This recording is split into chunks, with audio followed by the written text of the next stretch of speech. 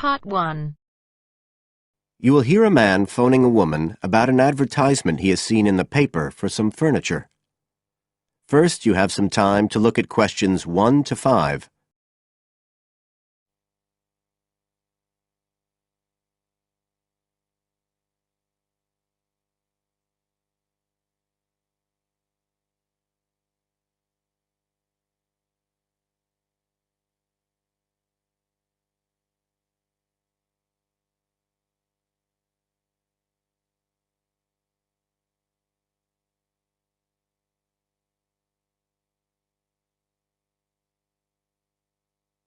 As you listen, because you will not hear the recording a second time.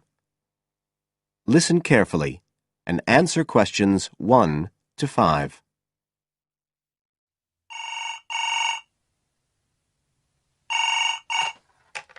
Hello? Oh, hello. I'm ringing about the advertisement in yesterday's newspaper. The one for the bookcases. Can you tell me if they're still available? We've sold one, but we still have 2 available. Right. Can you tell me a bit about them? Sure. What do you want to know? Well, I'm looking for something to fit in my study. Well, I'm not too worried about the height, but the width's quite important. Can you tell me how wide each of them is? They're both exactly the same size. Let me see, I've got the details written down somewhere. Yes, so they're both 75 centimetres wide and 180 centimetres high. Okay, fine. That should fit in okay. And I don't want anything that looks too severe. Not made of metal, for example. I was really looking for something made of wood. That's all right. They are, both of them. So, are they both the same price as well? No, the first bookcase is quite a bit cheaper. It's just £15. We paid £60 for it just 5 years ago, so it's very good value. It's in perfectly good condition. Well, they're both in very good condition, in fact. But the first one isn't the same quality as the other one. It's a good, sturdy bookcase. It used to be in my son's room, but it could do with a fresh coat of paint. Oh, it's painted? Yes, it's cream at present. But as I say, you could easily change that if you wanted, to fit in with your colour scheme. Yes, I'd probably paint it white if I got it. Let's see, what else? How many shelves has it got? 6. 2 of them are fixed, and the other 4 are adjustable, so you can shift them up and down according to the sizes of your books. Right, fine. Well, that certainly sounds like a possibility. Before you hear the rest of the conversation, you have some time to look at questions 6 to 10.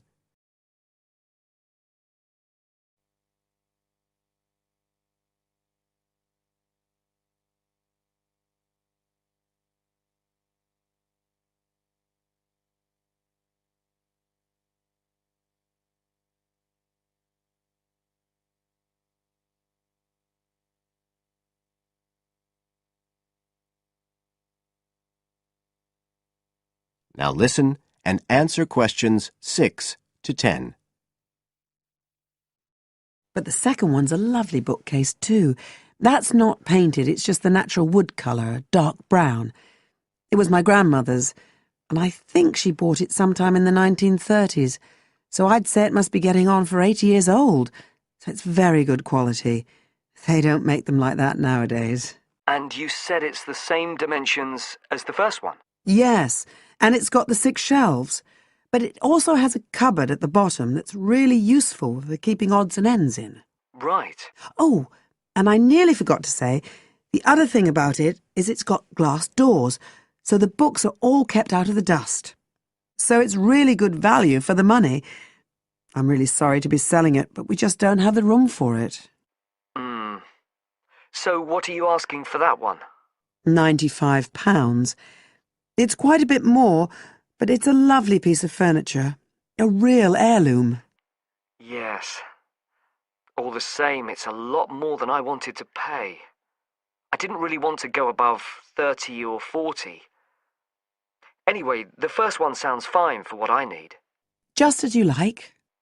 So, Is it all right if I come round and have a look this evening? Then, if it's okay, I can take it away with me. Of course. So you'll be coming by car, will you? I've got a friend with a van, so I'll get him to bring me round. If you can just give me the details of where you live. Sure. I'm Mrs. Blake. Blake. That's right. And the address is 41 Oak Rise. That's in Stanton. Okay, so I'll be coming from the town centre. Can you give me an idea of where you are? Yes. You know the road that goes out towards the university? Yes. Well, you take that road and you go on till you get to a roundabout. Go straight on, then Oak Rise is the first road to the right.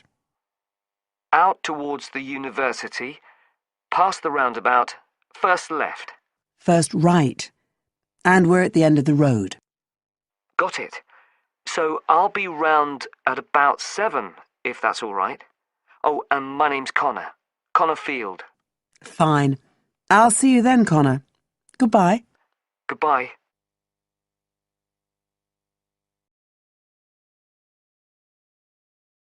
That is the end of part 1. You now have half a minute to check your answers.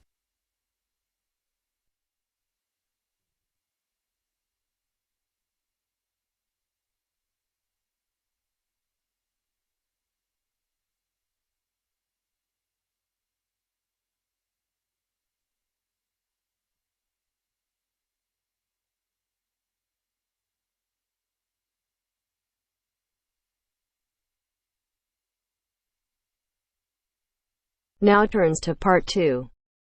Part 2. You will hear a talk about Runwell, a charity that raises money by organising running races. First, you have some time to look at questions 11 to 17.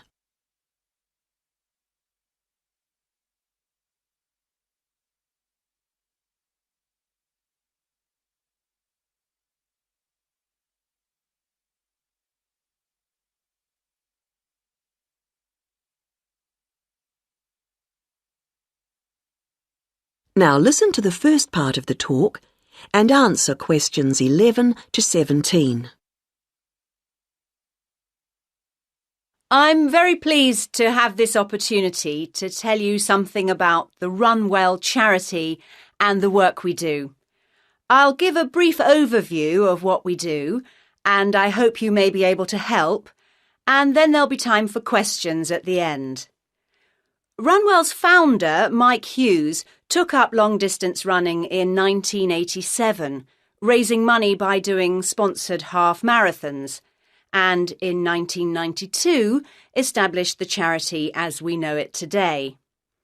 By 1997, the runs were being filmed by local TV, and today they appear on national TV every year. All the funds collected by Runwell go to the hospital, with the idea that those fit enough to run use their energy to assist the provision of people who are unwell for whatever reason. Now, if you want to race, and I assume that's why many of you are here, let me explain a couple of the basics. Races are run by teams, so you need to form and register a team. What you wear to run in is up to you, and I know some teams come up with some pretty wacky ideas. We have a standard design for your numbers, which we ask you to reproduce. So you make them up according to that standard. We don't want to spend valuable funds on doing that ourselves. Now, the race is run as a kind of relay, so while you won't actually compete side by side, we do recommend that you train as a group. This helps to optimise performance and build team spirit. It will also give you a fair idea of how much you need to eat and drink over the race distance. This is clearly essential for an effective performance, so please make sure you come along to the race with sufficient food and drink. Again, we don't spend money on providing that, but you do need to keep yourself going for the 20-kilometre course. The course goes through the town, then out through Highfield Park, concluding in the main square, where the applauding spectators will be ready to greet you. There are many different prizes, including oldest runner, youngest runner, team with the most sponsorship, team with the best costume. That one's donated by Zoom Fashions.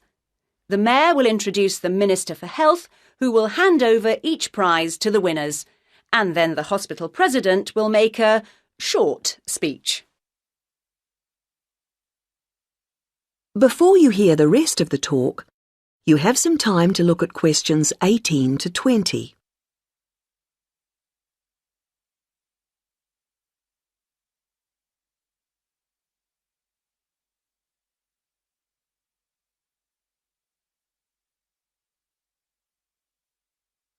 Now listen and answer questions 18 to 20. OK, that's the big race.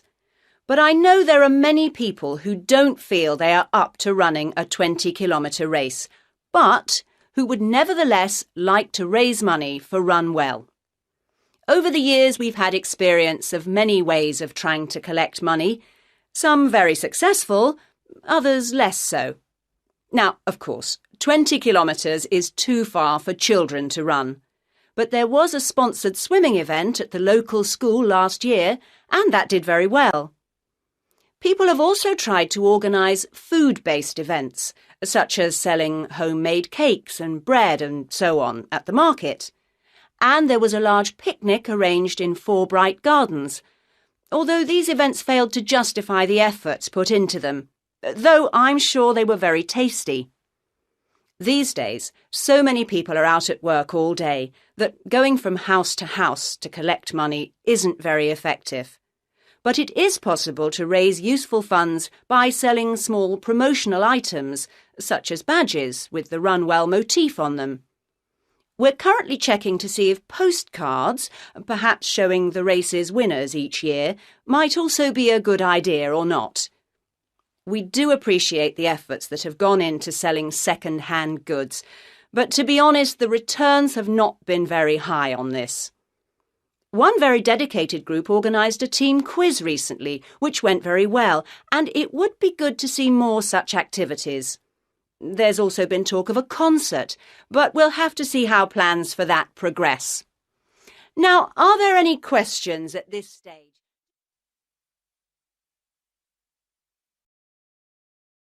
That is the end of part 2. You now have half a minute to check your answers.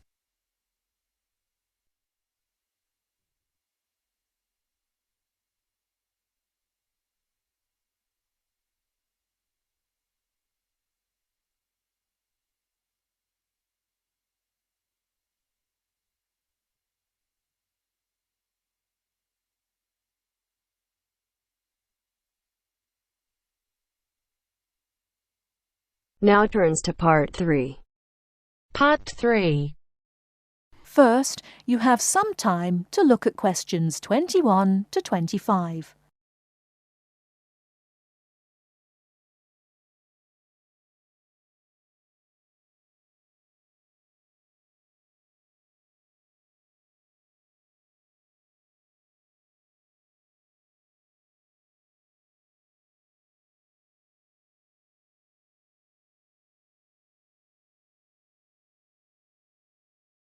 Now listen carefully and answer questions 21 to 25. Welcome to Orientation Week. Today I am here with the captain of our school's women's gymnastics team. Her name is Elizabeth Rain, and she is a 4th-year student. I hope you can all see her as an example of a responsible student and athlete, a role model for everyone. Hi, Elizabeth. Thank you for stopping by our Orientation Week. Thank you for having me. Welcome to our university, everyone. If there are any of you thinking about joining our school's athletic program, I would strongly encourage you to do it. Being a part of the gymnastics team has been one of my best experiences during my time at this school. It has taught me so much about teamwork and friendship, and has even taught me how to improve my academics by prioritizing my time. I have some questions that I am sure the students will want to know the answers to as well. First of all, how did you find the time to do well in classes as well as train for gymnastics? Prioritizing is the key. You must be very organized. Every day I wake up and I know what I must do for the day. I plan things in order of importance. For example, if today I have a competition for gymnastics in the afternoon, then I know I have to finish my homework and studying in the morning.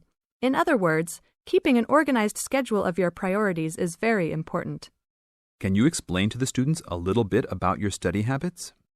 Well, I usually try to take classes that I'm interested in. This way, I have no excuse not to study because I chose the classes out of my own preference. I separate my study time by class. For example, if I have 5 classes for this semester, I will study for 1 class a day from Monday through Friday, and then review for all of them on the weekend. I won't try and study for all 5 of my classes at one time.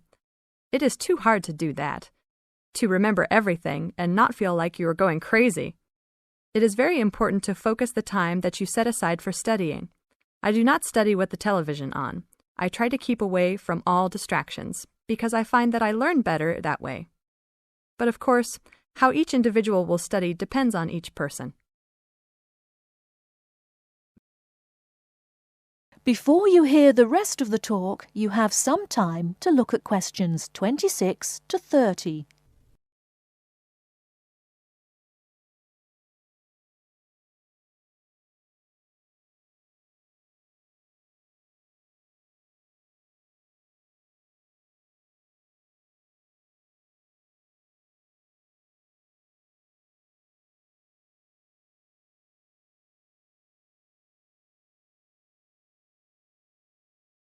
Now listen and answer questions 26 to 30. That sounds like good advice. Let's talk a little bit about your gymnastics career. How long have you been doing this sport for, and what has been the best moment of your college participation? Well, I've been participating in gymnastics since I was a kid. My parents got me involved in the sport. The best moment. I would have to say that there is not one single instance that stands out in my mind as the best moment, but more of a whole experience. My first year in university was definitely one of the best years of my life. I met my best friends that year and really learned to grow up and be independent. Our team went to the national championships that year, and it was an incredible experience, so I would count the whole year as my best experience in college. How about the worst moment? It is true everyone goes through bad experiences. My worst experience would have to be the fall of last year when I broke my wrist. I was unable to participate in sports for the remainder of the year and had to learn how to write with my left hand.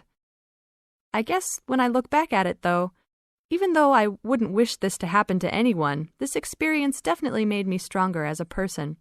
It taught me to look at life with a new perspective and to really value the friends and family that are important and close to me. Thanks for your time, Elizabeth. Do you have anything else you want to tell the new students? Just have a good time. Don't stress out too much, but be responsible for your actions. Work hard and play hard. That's my motto for life. That is the end of part 3. You now have half a minute to check your answers.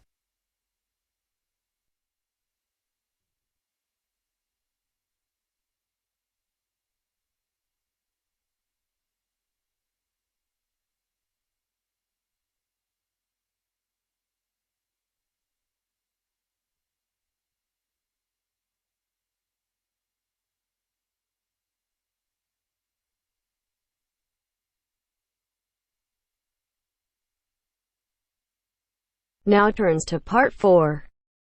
Part 4. You will hear an extract from a university lecture on the topic of marketing. First, you have some time to look at questions 31 to 40.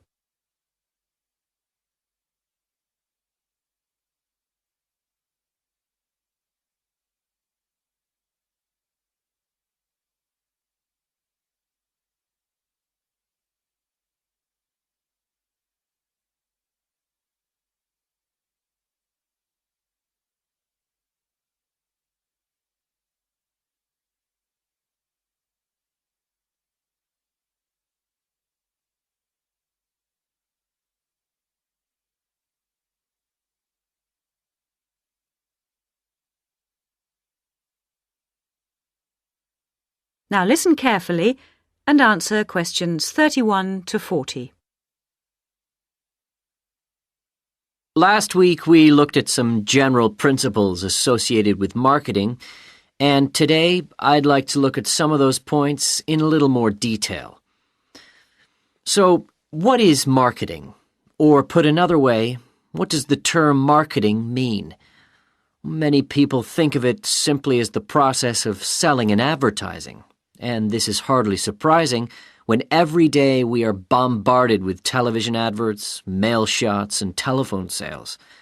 But selling and advertising are only two functions of marketing. In fact, marketing, more than any other business function, deals with customers. So perhaps the simplest definition is this one. Marketing is the delivery of customer value and satisfaction at a profit. In other words, finding customers, keeping those customers happy, and making money out of the process. The most basic concept underlying marketing is the concept of human needs. These include basic physical needs for things like food, as well as warmth and safety. And marketers don't invent these needs. They're a basic part of our human makeup. So, besides physical needs, there are also social needs, for instance, the need to belong and to be wanted. And in addition to social needs, we have the need for knowledge and self-expression, often referred to as individual needs. As societies evolve, members of that society start to see things not so much in terms of what they need, but in terms of what they want. And when people have enough money, these wants become demands. Now, it's important for the managers in a company to understand what their customers want if they're going to create effective marketing strategies. So there are various ways of doing this. One way at supermarkets, for instance, is to interview customers while they're doing their shopping. They can be asked about their buying preferences, and then the results of the survey can be analyzed. This provides reliable feedback on which to base future marketing strategies. It's also quite normal for top executives from department stores to spend a day or two each month visiting stores and mixing freely with the public, as if they were ordinary customers, to get an idea of customer behavior. Another way to get information from customers is to give them something. For instance, some fast food outlets give away vouchers in magazines or on the street that entitle customers to get part of their meal for nothing. As well as being a good way of attracting customers into the restaurants to spend their money, it also allows the managers to get a feel for where to advertise and which age groups to target. Another strategy employed at some well-known theme parks, such as Disneyland, is for top managers to spend at least one day in their career touring the park dressed as Mickey Mouse or some other cartoon character. This provides them with the perfect opportunity to survey the scene and watch the customers without being noticed. Okay, well, we mentioned customer satisfaction at the beginning of this lecture, and I'd like to return briefly to that as it relates to what we've just been talking about. If the performance of a product falls short of the customer's expectations, the buyer is going to be dissatisfied. In other words, if the product you buy isn't as good as you'd expected, then the chances are you'll be unhappy about it. If, on the other hand, performance matches expectations and the product you buy is as good as you expected, then generally speaking, the buyer is satisfied. But smart companies should aim one step higher. They should aim to delight customers by promising only what they can be sure of delivering and then delivering much more than they promised. So then, if, as sometimes happens, performance is better than expected, the buyer is delighted and is twice as likely to come back to the store. Now, let's move on to look at the role of advertising. That is the end of part 4. You now have half a minute to check your answers.